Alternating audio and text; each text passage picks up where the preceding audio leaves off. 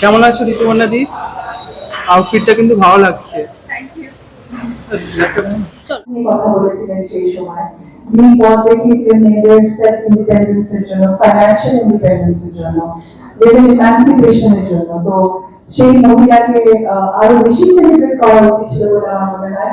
ওনার উপর যেরকম তথ্যচিত্র বা কোনো ডকুমেন্টেশন নেই, আমি সাধুবাদ জানাবো অনিরাকে যে ও এই প্রয়াসটা নিয়েছে যে বেলাদেরকে সবার সামনে নিয়ে আসার জন্য, কারণ বেলাদের সেই মহিলা যার জন্য আজকে আমরা এই মঞ্চে দাঁড়িয়ে কথা বলতে পারছি।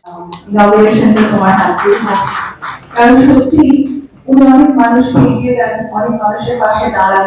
অনিরাকে যে কথাটা বলছিল সেটা খুবই সত্যি, যে এরকম মানুষরা পাশে না থাকলে বোধহয় এত বড় পথ হাঁটা যেত না।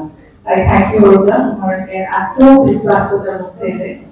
অনন্যাকে ধন্যবাদ। অনন্যা এখন ভীষণ ব্যস্ত, তবে অনন্যা অনেক দিনের বন্ধু এবং ভেরি হ্যাপি।